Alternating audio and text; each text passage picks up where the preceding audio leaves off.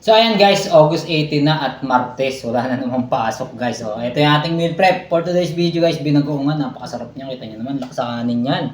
At syempre meron tayong leftover na ampalaya. Ito yung galing sa kahapon. Then, etong ating tanjahang kanin. Mga 3/4 cup yan. And yung ano natin, default na protein. Ayan, kita nyo naman, puno na naman yung ating plato. At ito meron tayong banana. Ayan, lakatan yan guys. Masarap yan. So, ayan ha guys ha. Okay, lilinawin ko lang ulit.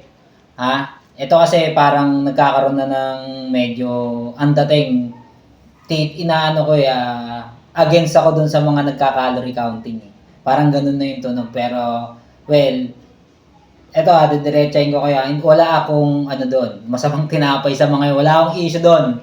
Ha? Okay lang sa akin kung trip mo magtimbang, mag-calorie counting, i-track lahat 'yan, wala akong problema gawin mo 'yun kung 'yun ang effective sa iyo. Katulad niyan, yung may napanood ako na coach, sabi niya, kung gusto mong may magbago sa katawan mo, i-track mo lahat hanggang sa huling butil ng kanin at saka huling patak ng sabaw. Well, kung sasabihin niya yun sa inyo, kung gusto ng coach na yun, na paniwalaan niyo yung ganun, well, okay lang, walang problema sa akin yun. Pero kung sasabihin niya na yun lang yung tanging paraan para pumayat, well, doon ako sasagot.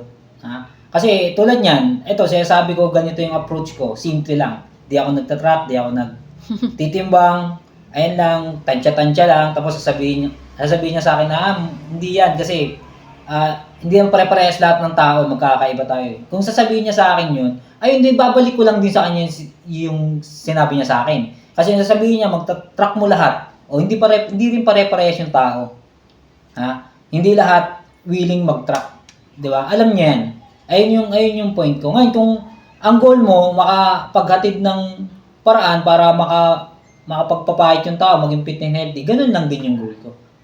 Yun. Kasi ito naman, hindi naman to theory lang eh.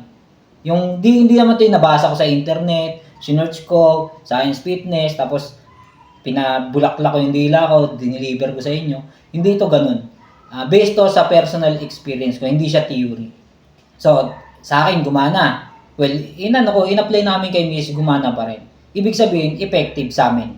Ngayon, kung sasabihin mo na, hindi, active kayo eh, kaya ano eh. Yun, ayun pa rin, nasa tao na yun. Kasi lahat sasabihin naman talaga nila eh. Tulad yan, sasabihin na, hindi effective sedentary lifestyle yan. Well, ako, severe ang sedentary lifestyle ko nun kasi limited din yung galaw ko eh. Hopeless na ako. Ngayon, sa dami nga ng trial and error na sinubukan ko, nakahanap ako ng simple. At ito, yung sinishare ko at gusto ko ibahagi sa iba. Kasi alam ko, maraming nahihirapan pa rin na magpapayat.